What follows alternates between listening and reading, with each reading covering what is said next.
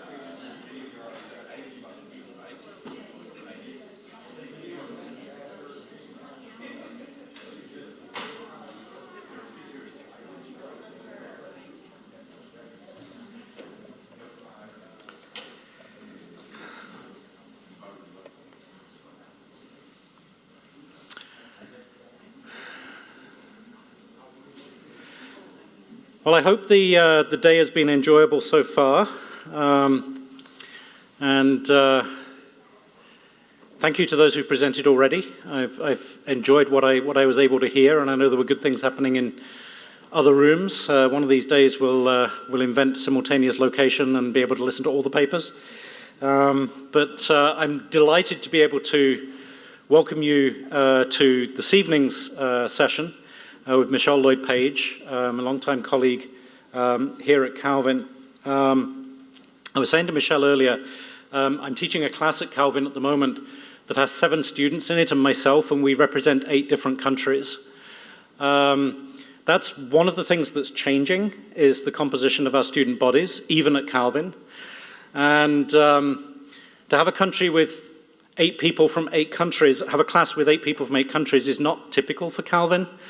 Calvin traditionally has been more the kind of place where being called Smith makes you a contributor to diversity. One of the things I so deeply admire about Michelle is that she has stuck for a long time in diversity work here at an institution where that work has been uphill for much of that tenure. But Michelle's unusual in a number of ways. Michelle is a sociology professor and an ordained minister.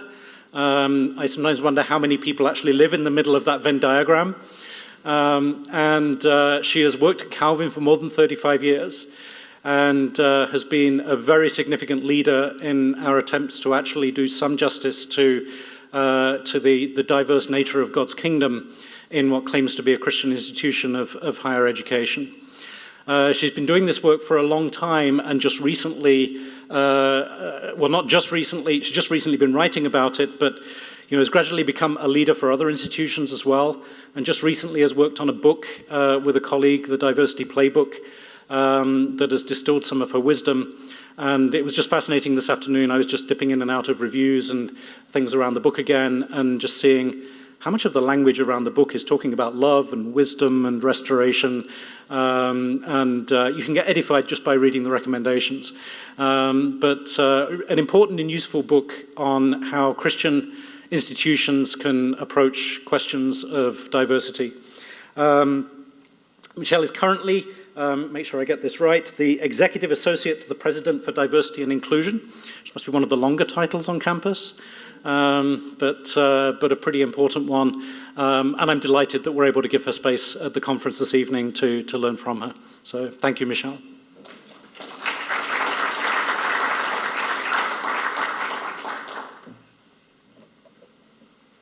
Oh, and it's still on. You can go ahead and undo that thing. Well, hi, good evening. How are you all doing? Oh, goodness. Okay, here we go.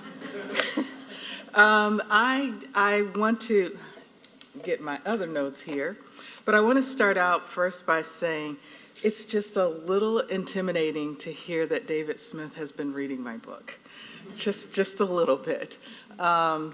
It just is, because he is brilliant and writes so well in this area, and I think I'm just Michelle, a sociologist who's been hanging around Calvin for quite some time. Just a little quick note, this is my victory lap year. This is what I'm calling it. My victory lap year, because I had announced that I'm going to be retiring. And I tell people I get to retire. I'm not being pushed out. I'm not mad. I'm not upset. It's just that I got a 6-year-old grandchild that lives in California that I want to spend a little bit more time with, and I have another grandchild on the way. So I'm going to do that.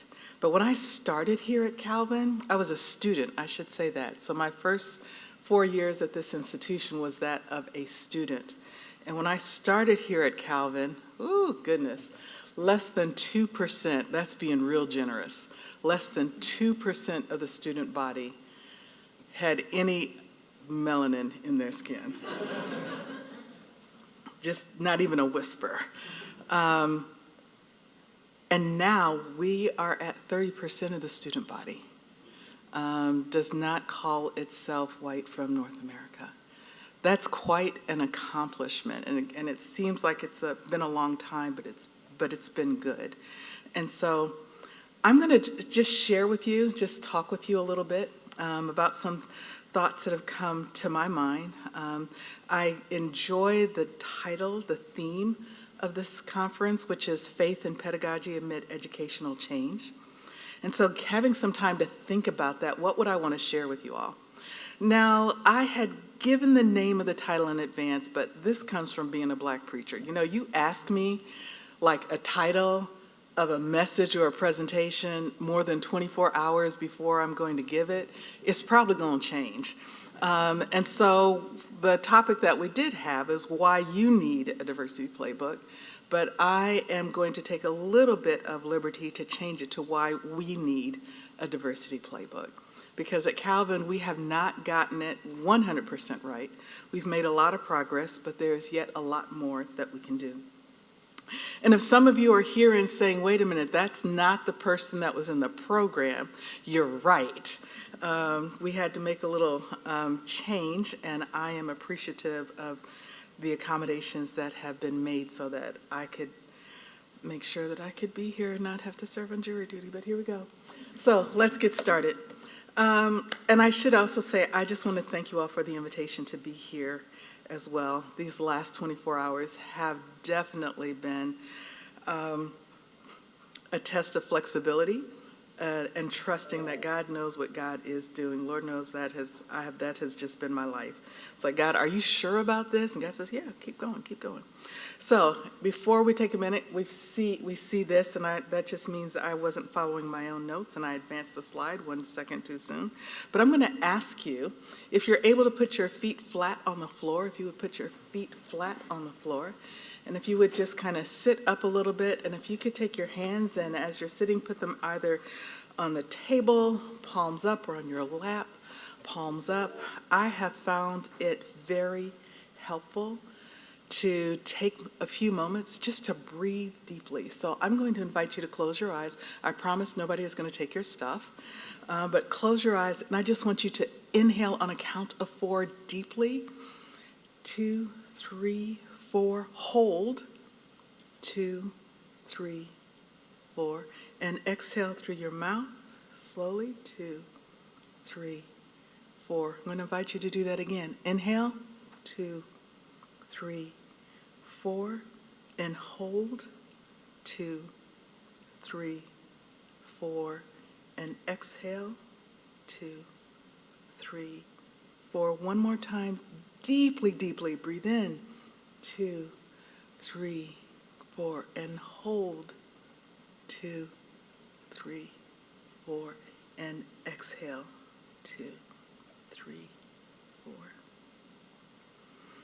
Thank you. One of the things I did during the pandemic, besides write a book, is become a certified wellness coach, and just being more intentional about how to care for myself and how to advise others to care for themselves, and have found that just these moments that we take to take deep breaths and to realize, for at least for me, that every breath that I take is a gift from God.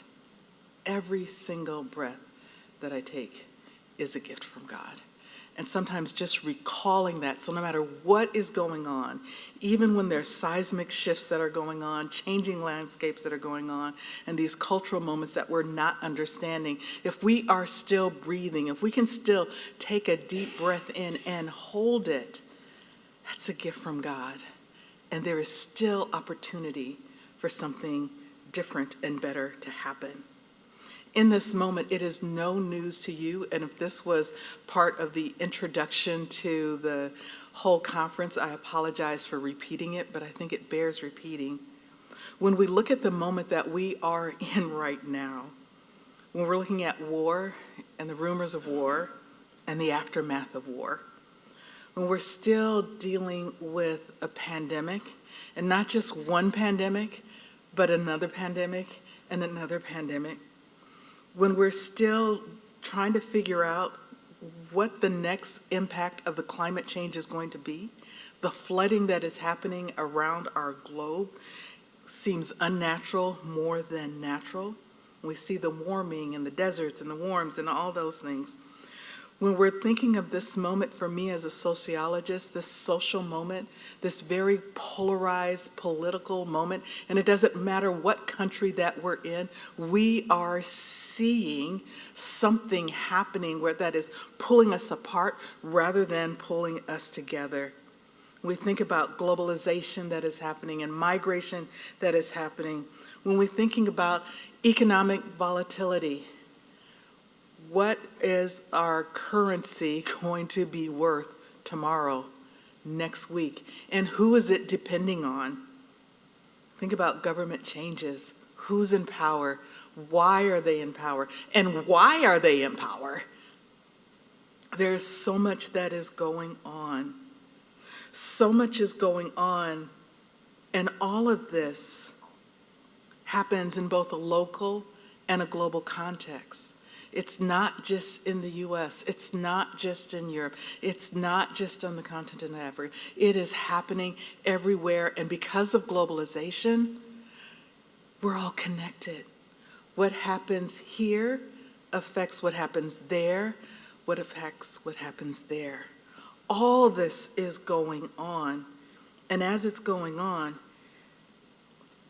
it's impacting people. These are not just headlines in the news. These are not just stories or things that we are teaching about or trying to help our students understand, or even us trying to understand, but this is impacting our students. People are impacted. And as we think about all of these things, it is so easy to fall into this space of, well, that's no concern of mine because it's not me, or it's not mine.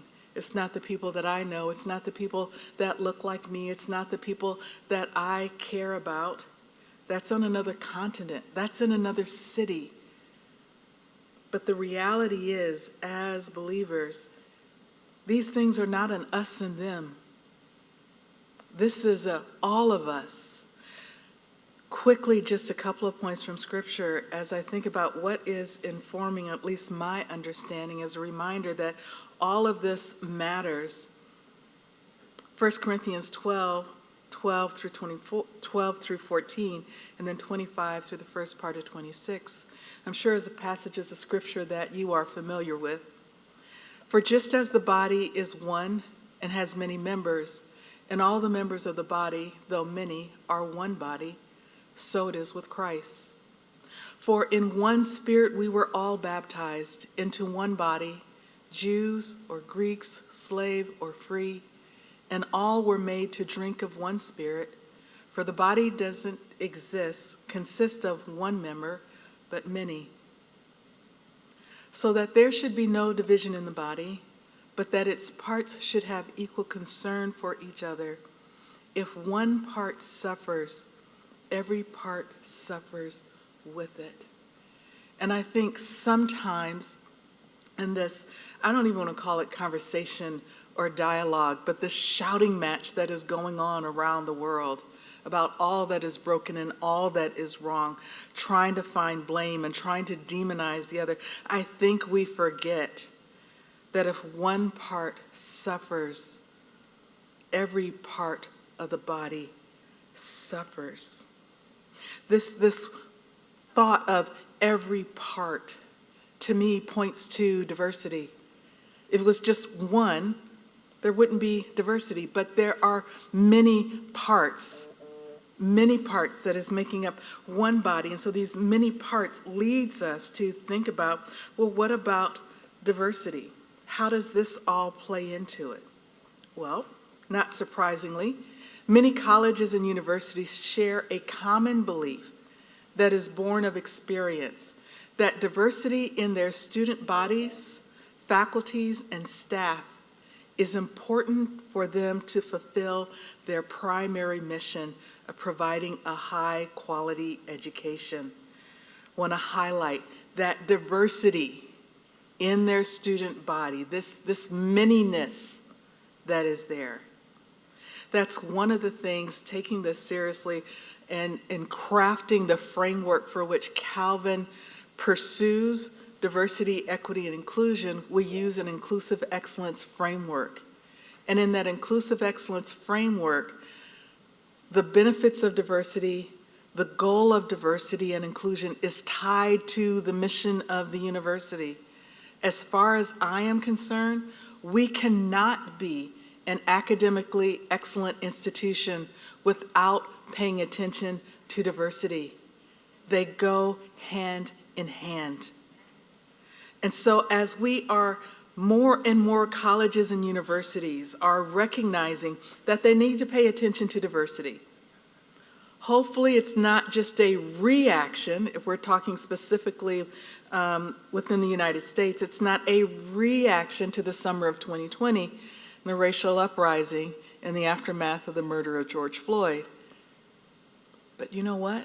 In too many of our institutions, that's when a chief diversity officer was appointed.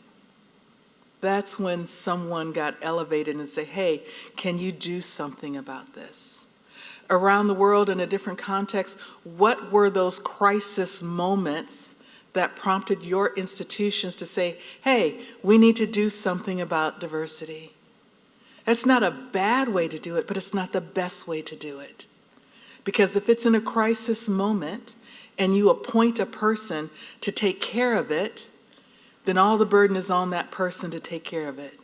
And as soon as the noise dies down a little bit, then it's back to business as usual. I've seen that. I've talked to many colleagues over the past couple of years where they felt so celebrated in stepping into a position, and then 3 months later, I got to get out of here. They're not serious about this.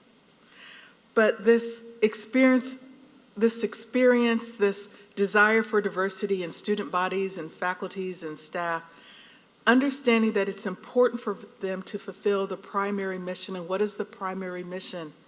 It's a high-quality education. This high-quality education within a Christian context is helping our students to understand who they are, helping them to understand their purpose in the world, and helping them to love God and to love others. That is our high calling as Christian institutions. Well, I have a news flash for you. So this importance about diversity. Diversity isn't here. Diversity isn't just here. It's also coming. For some, it seems like it's a long way away. But for others, it's like, what next level of diversity is coming? But what do we mean by diversity? As David had said, that I get calls every semester from an institution reaching out saying, Michelle, we're wanting to advance our work in diversity. Can you help us? The first question I ask is, what do you mean by diversity? What is it that you want to address? What is it that you're trying to do? Because their answer matters to me. Now, I'm going to just spend a little bit of time with this because I'm going to assume that you all know all of this, but in case you need a reminder, because it's after dinner and the lights are kind of low, I'm just going to just give a brief overview. So what do we mean by diversity? What am I looking for when somebody calls me and says, hey, can you help us with our diversity efforts? Well, we know diversity can be used to describe individual differences, right? How one person is different from another. It could be their personality, their learning styles, their life experience. That's one way of understanding diversity. Usually that's not what someone is calling me about. Hey, can you help us with this person? It's usually more about, hey, we're thinking more in terms of these group and social differences. We're thinking about these social categories, be it race and ethnicity, or gender, or class, sexual orientation, nationality, or ability, all of these different ways in which we can be different from one another as a social category, as a group. But when people use the term diversity, I have to keep my ears alert to what people are saying and not saying. Because as a sociologist, that's my academic background, I'm thinking about all the ways in which people understand diversity and use the word incorrectly, but that's a whole nother term. Oftentimes, when people are asking me about diversity, they're asking about compositional diversity. Compositional diversity is just we're counting how many are in this group, how many are in this group, how many are in this group. And if I'm feeling particularly tired or snarky in the moment, and they say, how can we improve our compositional diversity? I just say, pay people more. You're supposed to laugh at that, okay? Pay people more. I said, I guarantee you pay me $1 million in advance, deposited it in my account, I will come work for your institution for a year. Because that's how much it would take for me to leave Calvin, except on point of retirement, right? Give out more scholarships to your students, right? You can, most people have a price that would get them to move or go somewhere. So you know how to fix compositional diversity. You just don't want to pay the money, right? And some of you just need a reality check about where your institution is. I'm just saying. It's not that Grand Rapids is this wonderful place to be. We struggle getting people to come to Grand Rapids. But some places, is anyone here from Houghton University in here? No? Good, I can say that. You could not get me to go to Houghton because it is literally in the middle of nowhere, with a gas station and a pizza parlor, and I am vegan, so that's not going to work. So there's compositional diversity, right? But there's also interactional diversity, and I would want people to move from this focus just on compositional diversity. Because if your institution hangs around a couple of more decades, the compositional diversity is going to come, or your institution is not going to be here anymore. That's the reality of the times that we are living in.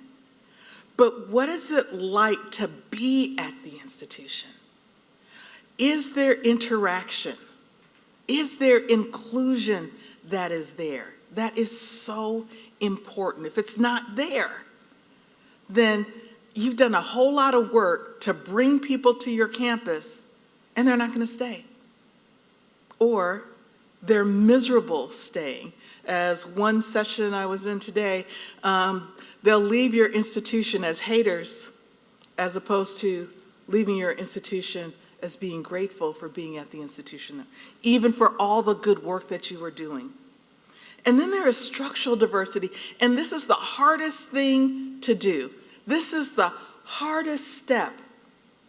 Because interactional diversity, people just think, well, we need to teach faculty not to say this, and we need to teach these students not to say that to the others. So we'll be kind to one another. We need to exhibit the fruit of the spirits, and this will be wonderful. Fruit of this, you know what I'm trying to say. But that's not enough for real change to happen. That's just called being polite. And you can tell when you're someplace where it's just polite and where you're really welcomed and involved and have opportunities to become engaged. This interactional diversity could feel like simply tolerance.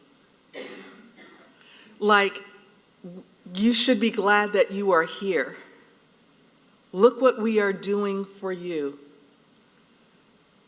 And your faculty, your staff, and your students will not feel like it's their institution.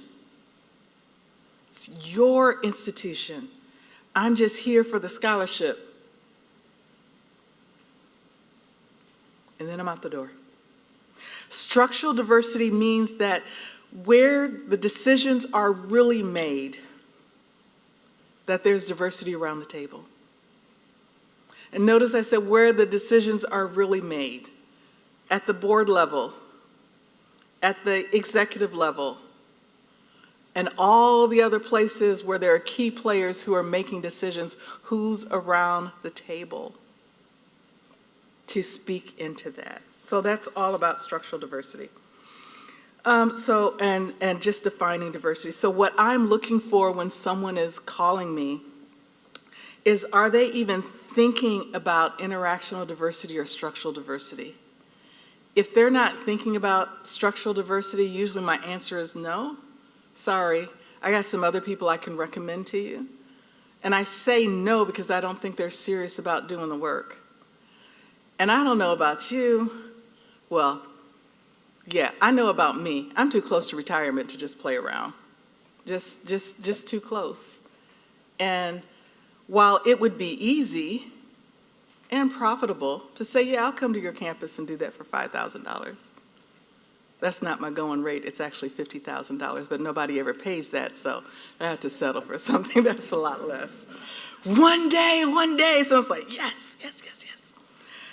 But if they're not serious about doing the work, that's just like throwing seeds among the hard ground or on the sidewalk.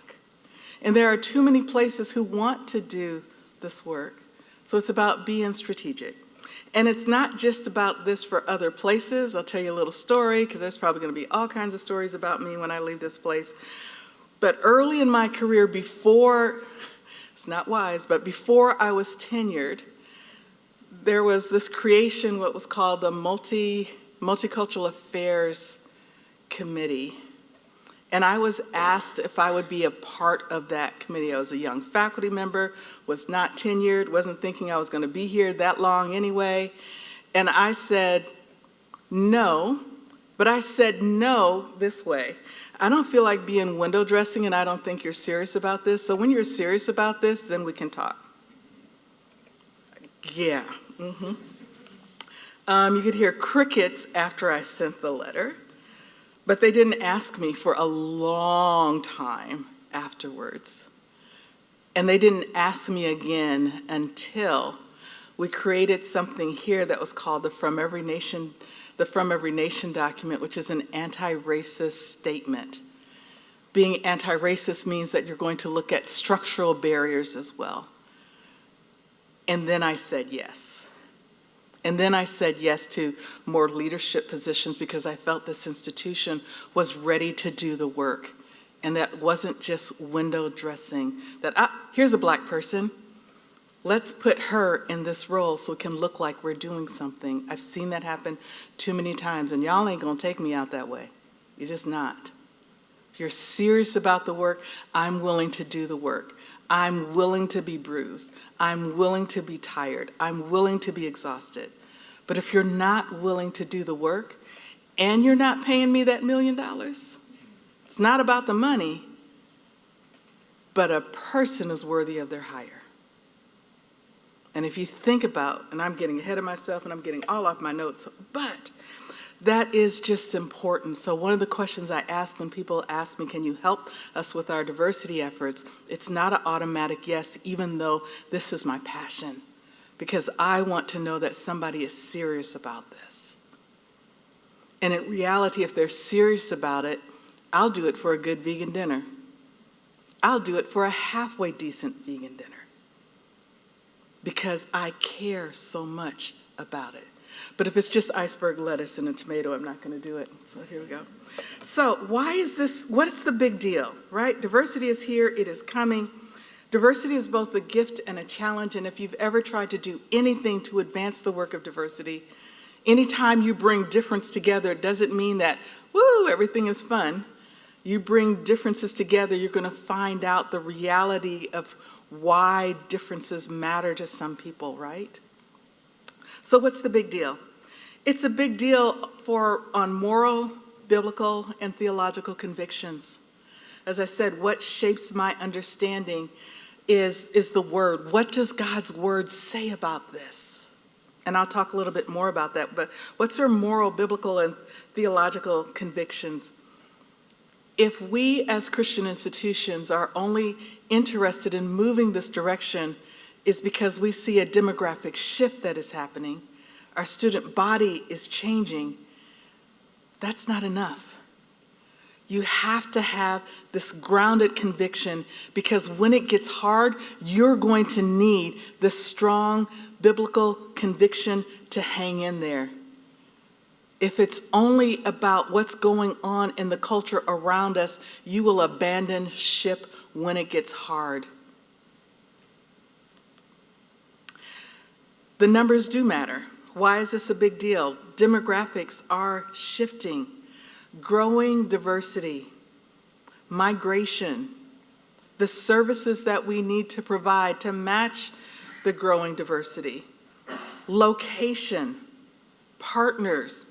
If we have a growing diverse student body, a growing international student body or desire for that, and if you don't have the representation in your faculty and staff, you need some community or global partners so that the students can see someone who looks like them, and so that the leadership and the faculty can have a point of view that's different from their own point of view. Talent recruitment and retention. Productivity and effectiveness and performance research has shown that diversity, when leveraged, not just you have compositional diversity and you don't do anything with it, but when you have diversity and you're leveraging it, there is inclusion, there is equity, it increases productivity, effectiveness, and performance for all. It's so much better for the institution. Legal accreditation, compliance, and mandates. Sometimes, at least in the United States, when you're looking for a grant, they're going to ask you about the diversity numbers and what you're doing. If you're looking for accreditation, they're going to be asking you, how are you addressing your student population? The diversity that is there. Compliance, mandates, all of this. This is why it is such a big deal. Social justice responsibility, especially in a broken world, for all the things that we have named that is changing the landscape. How many of your institutions have something in your mission statement that says you are trying to shape a generation of believers to make an impact in the world, to be transformative people of God in the world? Can't transform the world if they don't know what the world is like. Can't transform the world if they can't recognize the differences that are in the world and the ways in which the world is broken. Global citizenship and leadership. And then finally, alignment with mission, vision, and image. Is there alignment between who you say you want to be and what your surrounding community or the world sees when they look at you? One quick thing, easy test. Again, when someone calls and says, can you help? First thing I do is go to their website. Besides, ask them, what do you mean by diversity? Then I go to their website because they can sell me a story. We're so interested. This is so important to us. Then I go to their website and I put diversity in the search. You should do that for your institution. Put diversity in the search and see what happens. If it's a story from 5 years ago, you're in trouble.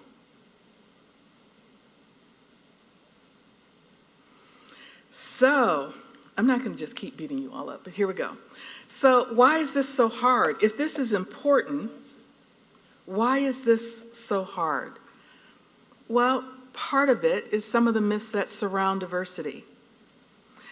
That diversity, myth number one, so we're going to do a little myth busting, is that diversity is just about political correctness. It's so much more than that. That diversity is only about underrepresented groups. One of the most fun that I had when I was teaching in the classroom, teaching about diversity, is to ask students to write about their racialized lives. Just write a little story about your racialized lives. We're here at Calvin, in the land of the Vanders something, and it would happen every time. The people who had been kissed by the sun would be starting, write something. And then I'd see all the white people like looking around like, what are we supposed to do? And then before I would ask for responses, I would say something like, I've noticed that some of you didn't seem like you had too much to write. You might be thinking that you haven't had a racialized experience because you grew up, name the predominantly or all-white community that's nearby, and you went to Christian school, and you did all of this. I bet your church is probably all white, blah, blah, blah, blah. And you'd see the head shaking, and it's like, that must be so cool to be in a community where everybody looks like you, where all the norms are like what you are used to. I have no idea what that's like. No idea what that's like. Your being able to live in an all-white environment, again, looking at the U.S. context, an all-white environment where all the norms reflect things that you are used to, that's a racialized experience. And then you see the squirming happen, right? But it's a reality. So it's not just about underrepresented groups, it's about all of us. It's not about focusing just on individual differences. It's not about some action, some laws, some legislation that happened so many years ago, and now there's a level playing field. It's not true that there are so many cultures in the world that we can't possibly learn or understand them all. It's also not just about, well, look at me, I'm a black woman, so my ethnicity should be enough to understand about diversity. It's not. I am the first one to sign up for continuing professional development and training when it comes to diversity, equity, and inclusion. And I'm the Chief Diversity Officer here at the university. If I'm not putting myself in a position to continue to learn, then I'm not doing my job. Right? And one other cute story, we used to have a cross-cultural engagement requirement here. It looks a little bit different, but for student graduation, students had to take a course that satisfied the cross-cultural engagement requirement. My youngest son came here, and I made him take a CCE course in his first semester here. I didn't teach the course, it was someone else. And then when some students would come to me and say, I don't think I should have to take this because of such and such, and said, you know what? My black son was raised in a black community, went to an all-black school, has an all-black family, and guess what? He had to take it. You're going to have to take it, right? So, yeah, I think they were glad when I was no longer in charge of the CCE. Here we go. So, diversity is not enough. So we talked about diversity, some of the diversity myths, but I want to share with you, just from a biblical perspective, why I think that diversity alone is not enough. I believe that God calls us to more than just celebrate diversity. more than just have a Revelation 7:9 vision. I believe there is so much more. And this so much more for me looks like, and I won't go into a lot of detail, but I will highlight it. It looks like inclusion. As we read in Ephesians 2, 13 and 14. It looks like competence. It looks like competence, knowing how to interact with one another. I'm inspired by 1 Corinthians 9, 20 through 22, among other verses that talk about, it's not just about people gathering together, but it's about bringing people in. It's about inclusion. It's about competence. It's about cultural humility.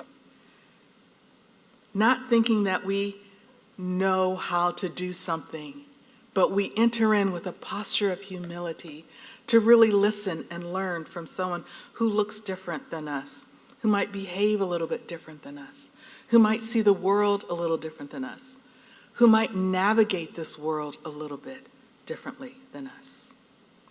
And you got to have a want to. That's not a technical sociology term, but that is one that I have come to appreciate.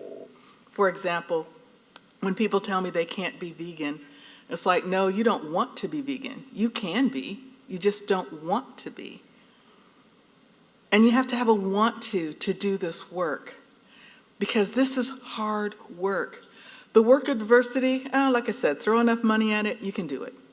Move a location, you can do it. Start a satellite campus, you can do it, right? You can use all those numbers to enhance your diversity numbers. But that work of inclusion, that work of equity, that's much harder. And in order to do it, you got to have a want to. Because when you stand up and say, this is the direction that you're going to go in, you're going to have all kinds of people standing up to say, this is why we can't do it, why we shouldn't do it. And in the climate that we're in now, there's going to be a handful of people saying, you have drunk the woke Kool-Aid.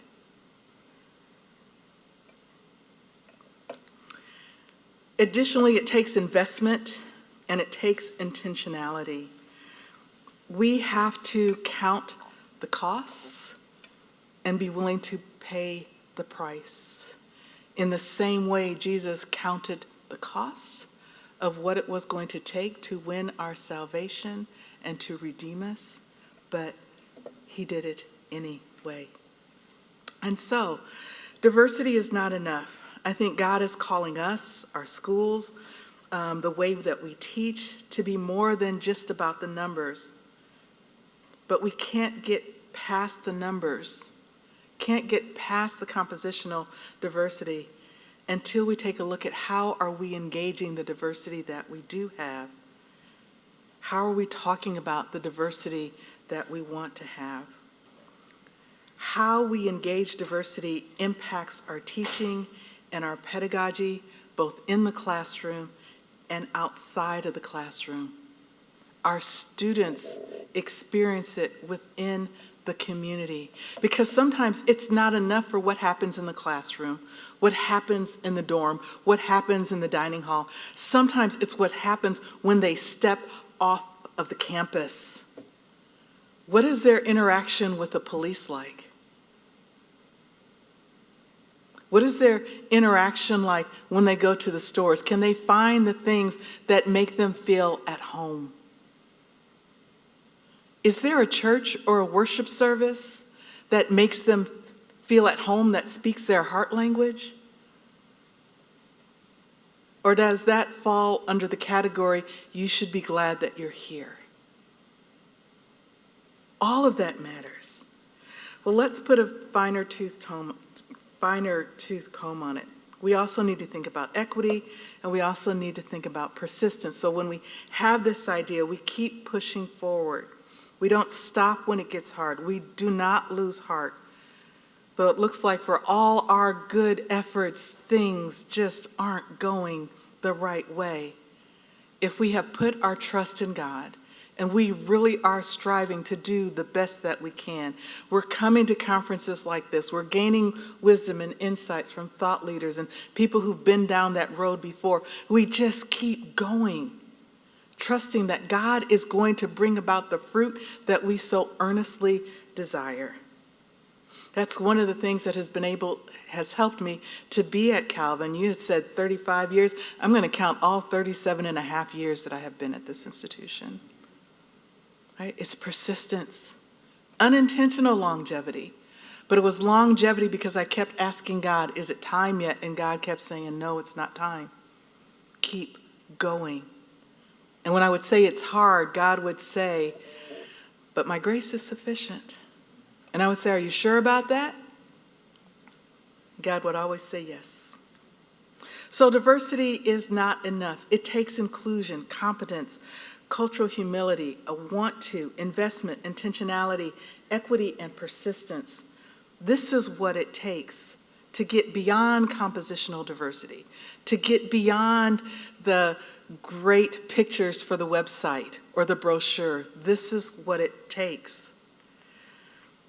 And as we are thinking about diversity, we need to ask ourselves, what happens if we get it wrong? And also ask ourselves, what happens if we get it right? This is a chart that I like playing around with, but when we think about what happens when we get it wrong, this is the first half, the top half of this diagram. If we get it wrong, we need to think about what happens internally, what happens inside of our institutions. If we get it wrong, what happens externally? How is our institution viewed? How are we hampered? What's our Christian witness look like when we get it wrong? But what happens if we get it right? And I'm a firm believer in celebrating every little victory. Every little victory, celebrate it. If you just wait till it's all said and done, Jesus will be back and we'll be having tea and crumpets with Jesus. Right? What happens when we get it right internally? What does it feel like to be on our campuses? What happens when we get it right externally? How do people see our universities? When we get it right, it's going to be hard. We will all have the waiting list we're desiring when we get it right. But it takes persistence. When we get it wrong, our students of color or whatever group is your marginalized group on your campus are more likely to experience racism, discrimination, cyberbullying, verbal and physical assaults, microaggressions on their campuses and with the surrounding community, all of which are damaging to their mental health. We see mental health at an all-time high, or concerns about mental health at an all-time high on our campuses, partly from the isolation that stemmed from COVID and some of the uncertainty that was there. But even without that, when you are one of a handful, or not many that look like you, they're experiencing microaggressions even if they're not telling you. They are experiencing discrimination even if they are not telling you. Just because your students might be volunteering to be on this committee or smiling, that doesn't mean that all is well. And you usually hear about it on their exit interview or when you ask them after they've graduated to contribute to your alumni fund.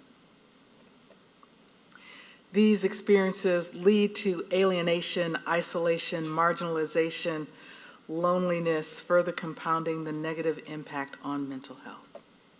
These are just some stories that have been present, the invisible labor of BIPOC students. You get a handful of students, they're always the ones that are being asked to be on a panel, a committee, or to talk or to give the tour guides. And usually they're not paid for it. I'm just going to put that plug in it, right? It just comes out of their hide. Asking the question, am I really welcome here? And campus climates often show when we do them, and people feel safe in answering honestly, that many are not feeling like they belong. That's not everyone, many do, but we need to be concerned about the ones who don't feel welcome. How we engage diversity matters. I would argue that all these little diagrams could be said to represent diversity. But what does it feel like? We have inclusion, which is kind of the gold standard at the top, where it's all mixed together and everyone has this kind of feeling of belonging and inclusion and all that. But exclusion, we still have all the different colored dots that are there. Just some feel like they're on the outside. We have segregation.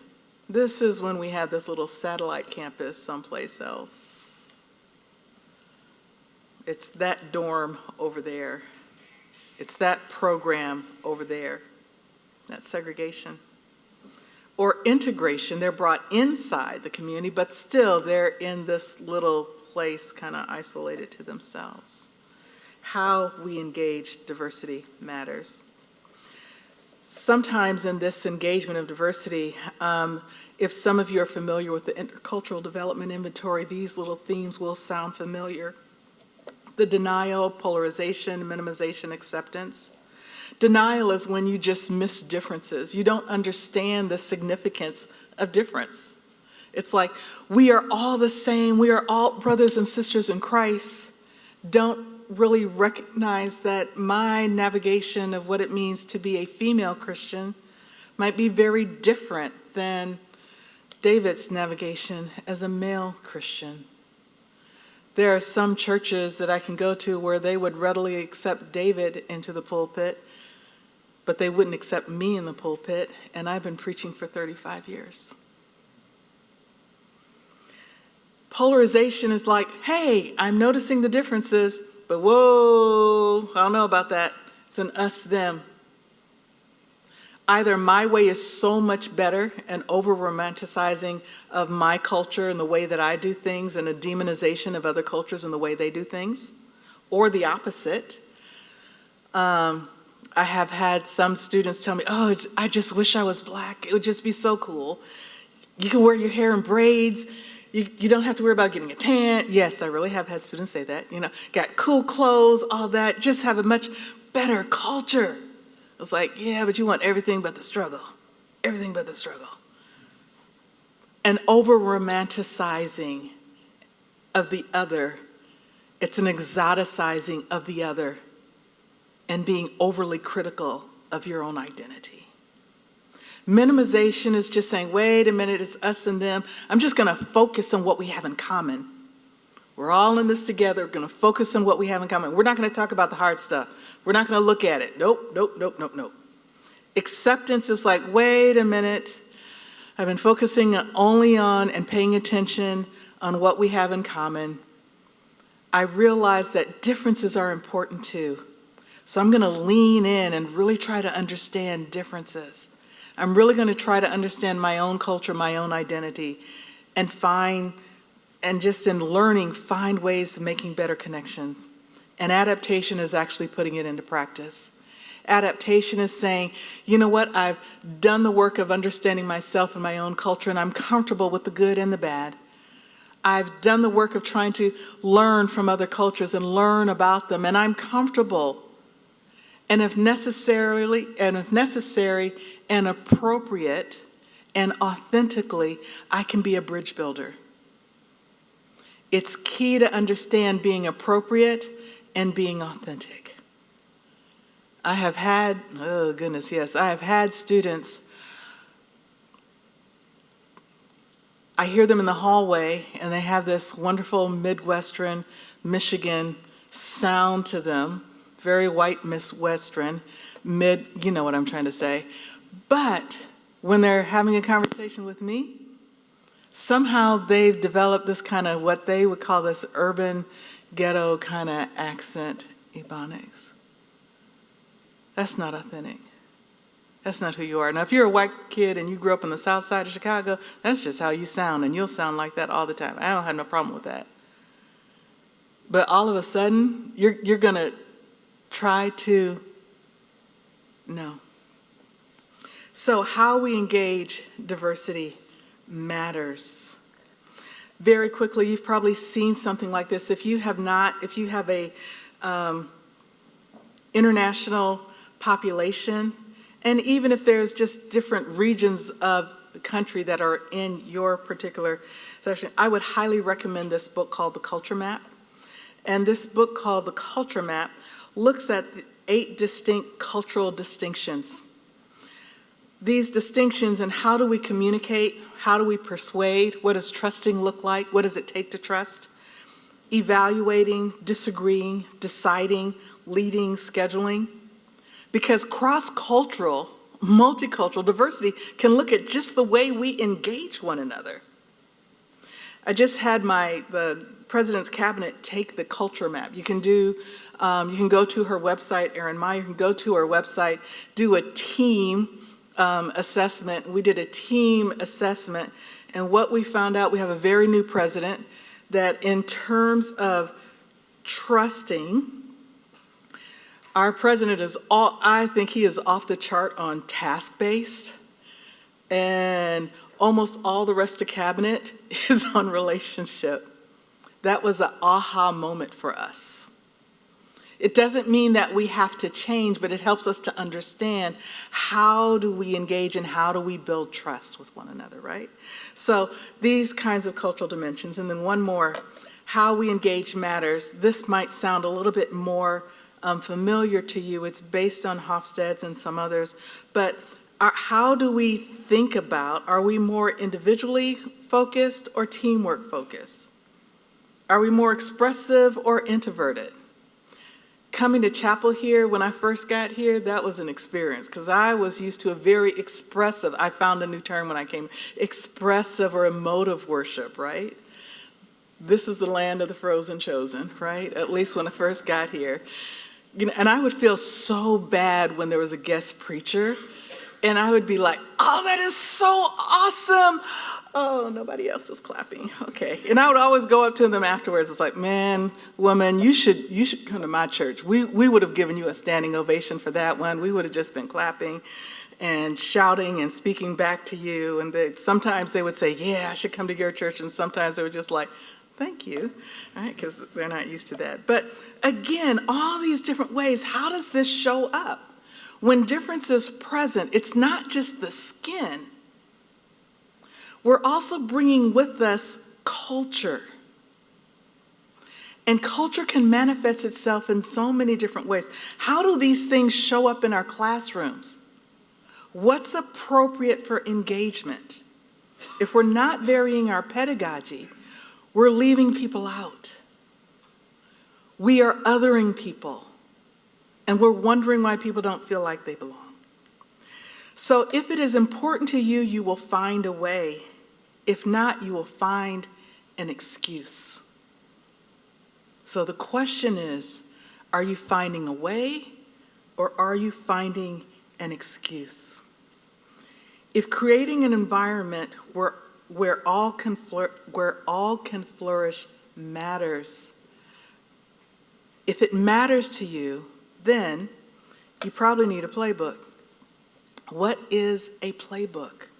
Well, a playbook is where you talk about roles, what people do.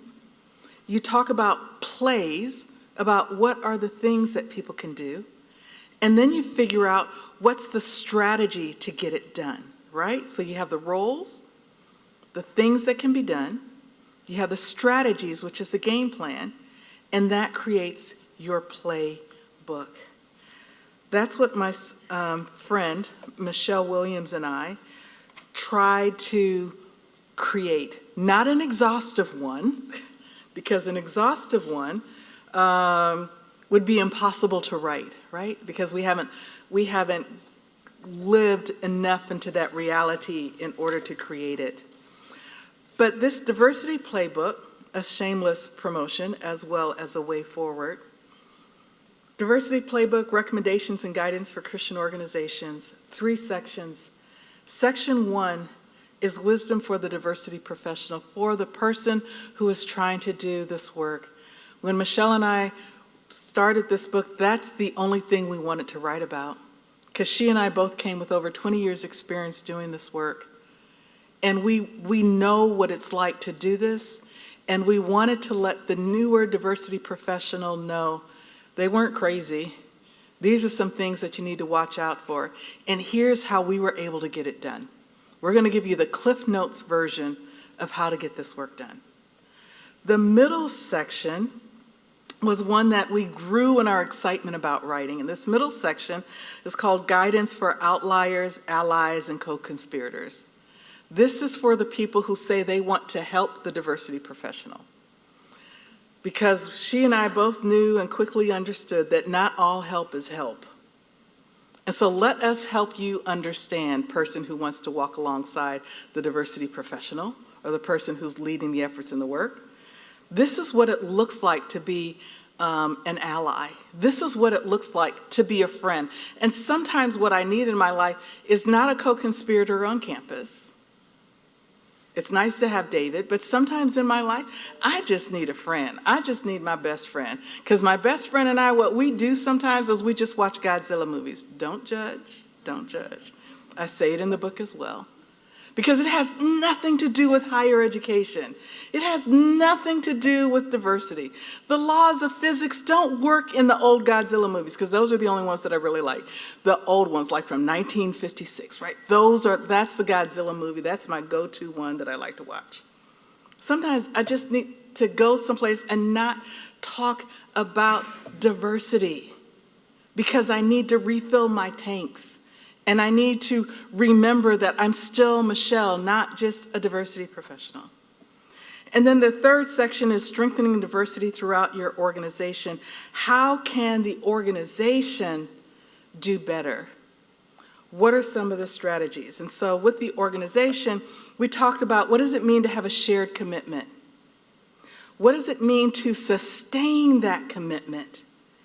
And how can you go about shifting the culture? And we have this diagram that we included, and very briefly, you can get the book and unpack it all together, but very briefly, it's understanding that this work of shifting culture happens not in a vacuum, or doesn't happen in a vacuum. We have to always remember the mission of our institution.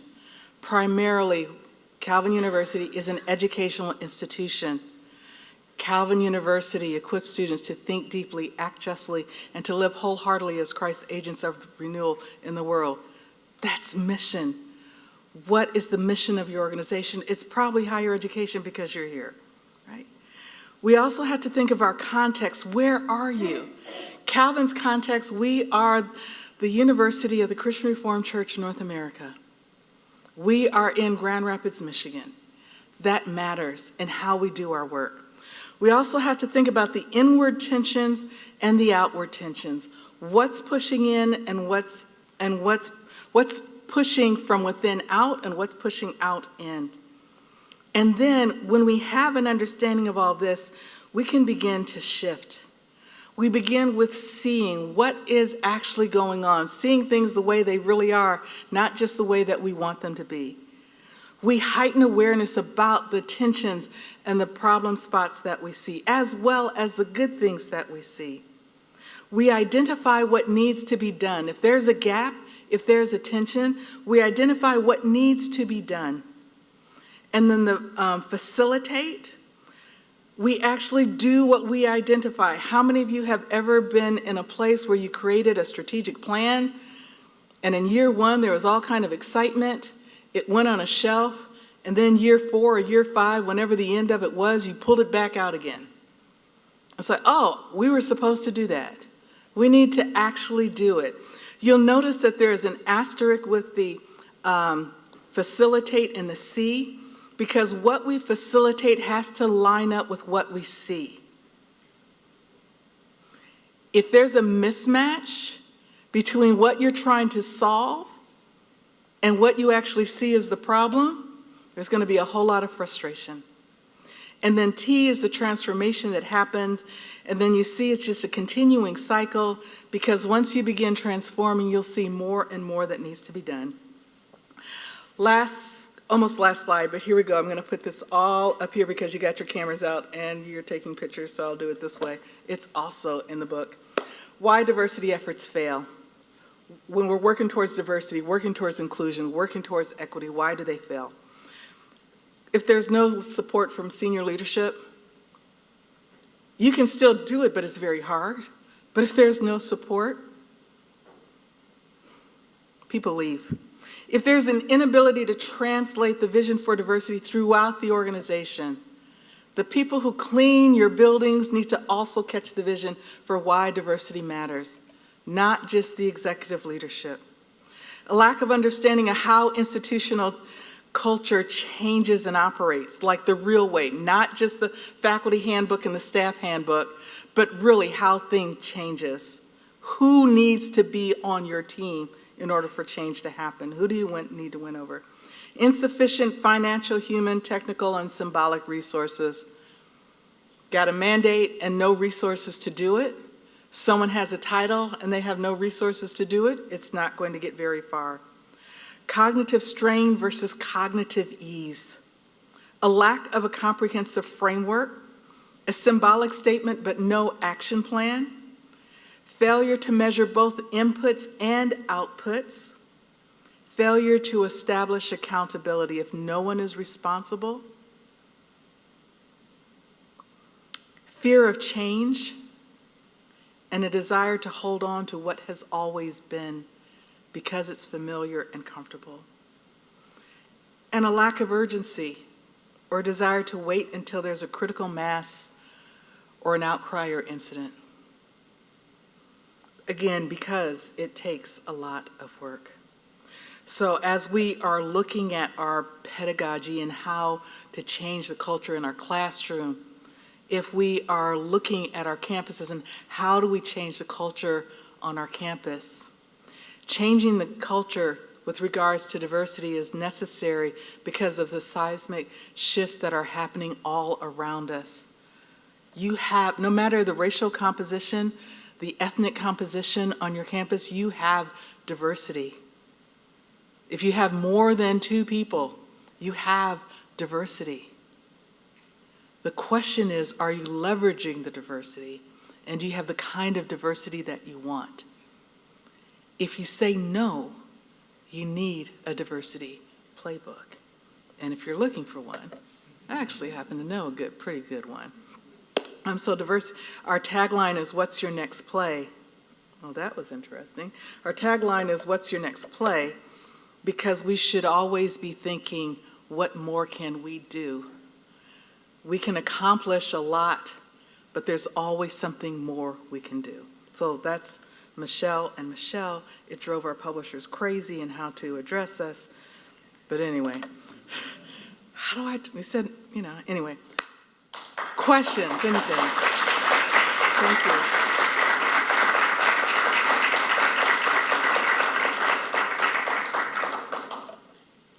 There's microphones to the side, or if you might want to maybe talk to someone at your table for a moment and just, what's one takeaway? Maybe that's the place that, either one takeaway or one question that you have. Just turn to someone. Yeah, really, look, turn to someone. You got a question? Let's have it.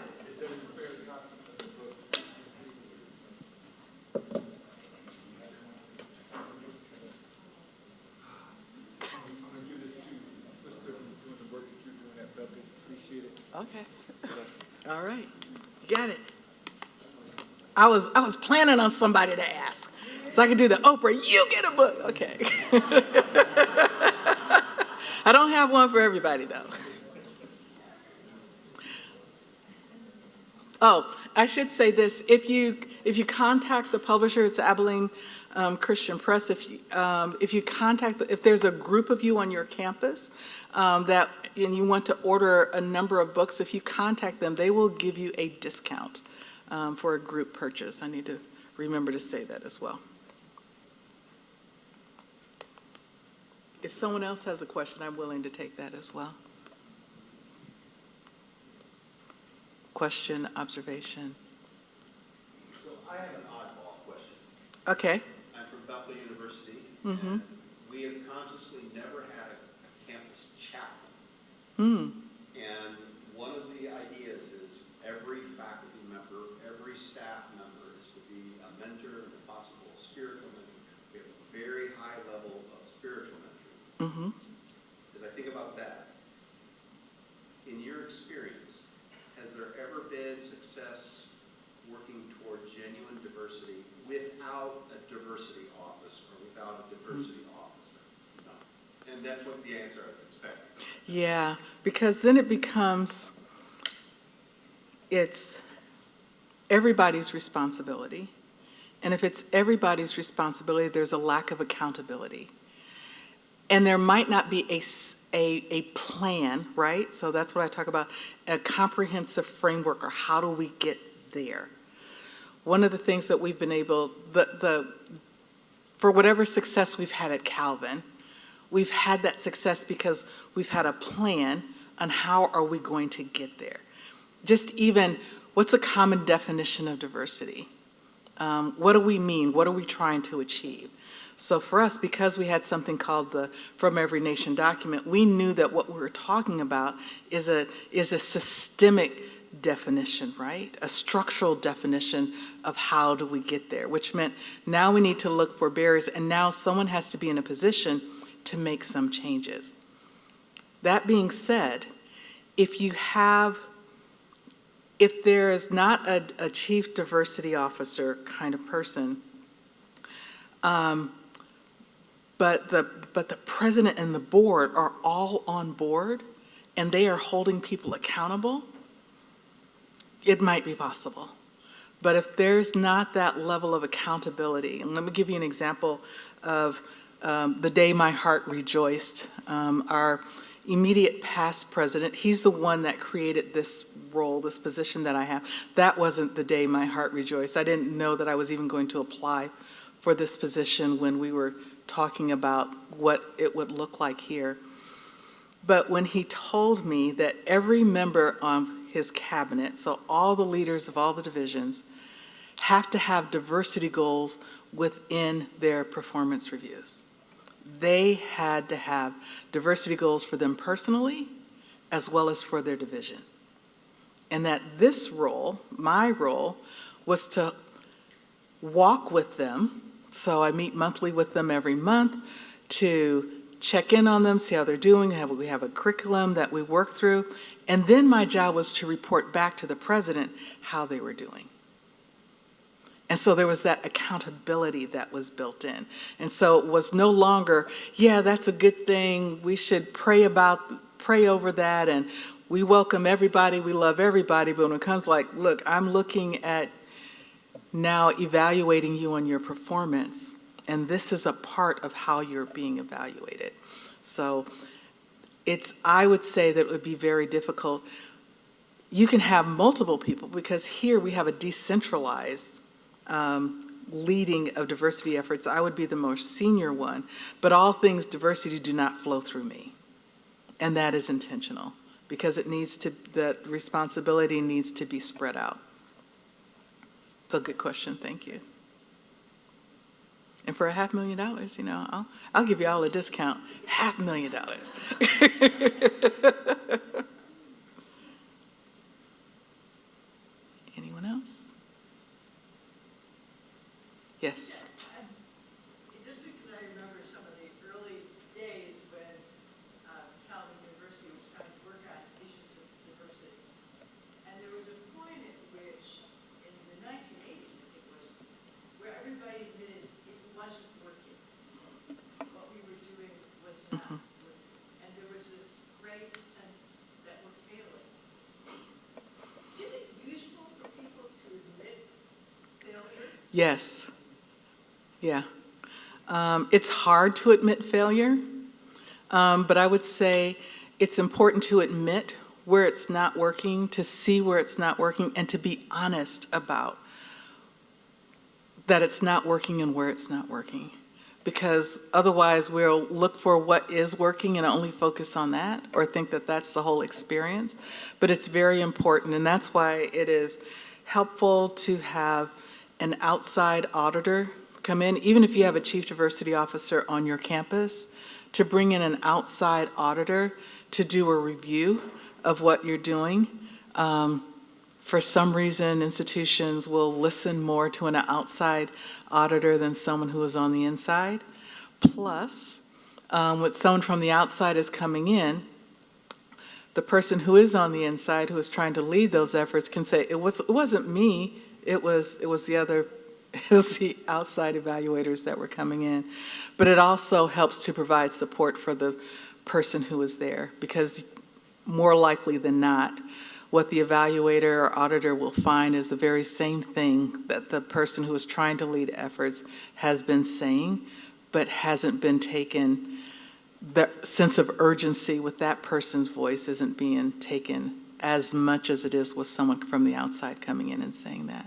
But yeah, it's very important. I would say admitting where you get it wrong, like that 2x2 little grid that I had, right? Really talking about, we might think that we're doing well, that's good, but where might we be getting it wrong, and what's the cost of that? What is that really costing us when we get this thing wrong? But not live there, not stay stuck there, but to use that as energy to say, we're going to take one step or one giant step, one big leap ahead, but we're going to learn from what we're not getting right. So we're going to learn from the haters, right? What's not going on. And then use that as fuel to do better. Yeah, thank you. Anyone else?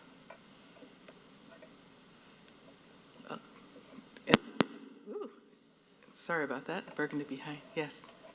What about Calvin is, like many institutions, is very geographically based, right? West Michigan has its own culture and heritage, which is predominantly Dutch and Christian Reformed.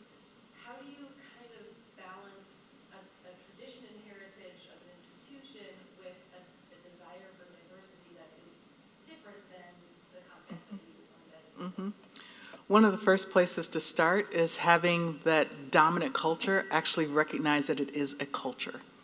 That it is a culture, and that there are values and there are beliefs that they might not even see, right? So when it still makes me laugh sometimes when I'm sitting with new students, and students will say, I knew Calvin was predominantly white, but I didn't know it was Dutch white, right? And there is a difference.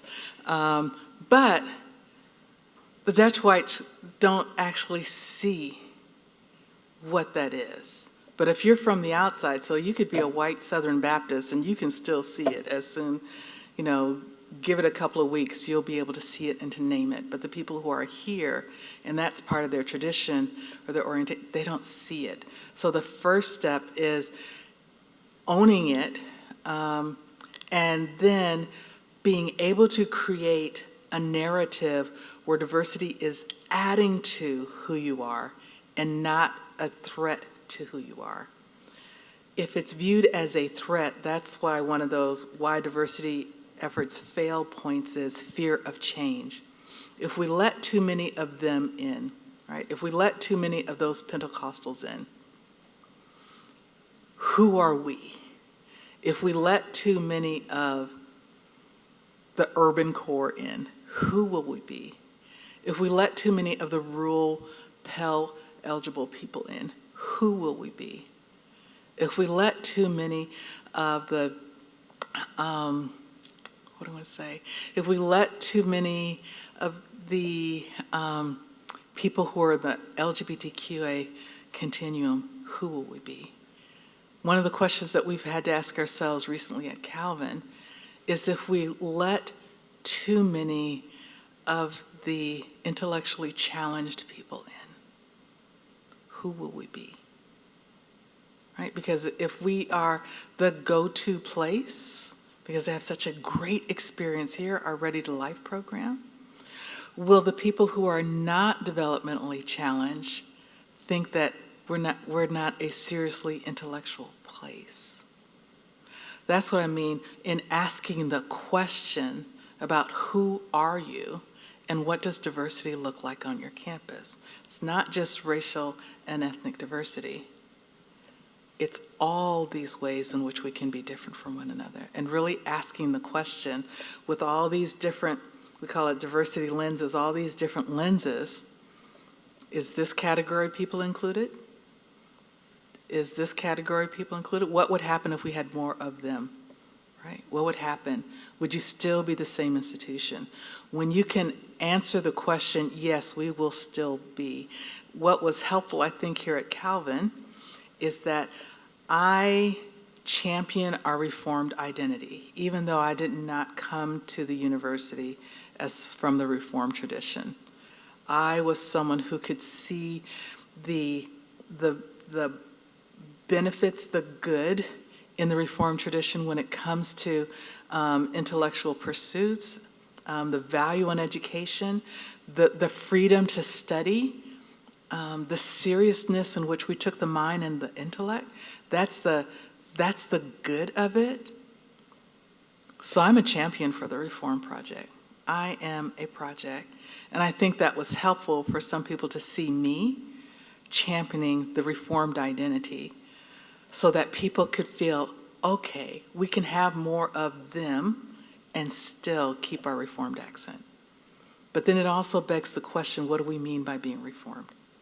And now we're asking the question, what does it mean to be globally Reformed and not just the corner of Burton and the Beltline Reform? Right? That's the question before us now. And for some, the words are exciting. Global campus, globally reformed. It's so exciting until you start thinking about, well, that means we have to listen to the Nigerians. We have to listen to the South Koreans and maybe incorporate their studies, their research into our class readings and inform our understanding of what it means. Then it gets then you know what you're holding on so tightly to. And then you have to ask yourself, is it tradition? Is it fear? Or is this really what God is calling you to? And you can't grab hold of the new as long as you're holding on so tightly to what has always been. Is that helpful?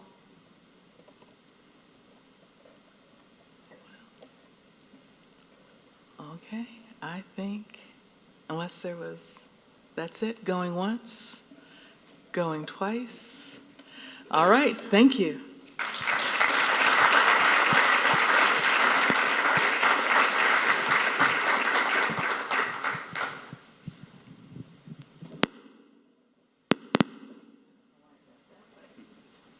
We're getting out of here. Thank you. Thank you, Michelle. I think that was one of these evenings that if you go out only with a set of notes, you probably missed the point. So now we have a reception in the fireside room, just through the doors, chance to ponder what you might actually do as a response to this evening's talk, and just catch up with some more people, see who you haven't talked to yet, see if they might be, I think Michelle probably knows the menu. Do we have some refreshments outside at this point? Yeah, I believe we do. I think it's your reward for the evening session, is a little further sustenance. Yeah, thank you all for being here this evening. Get some refreshments, have some conversation, and we'll see you here bright and early in the morning.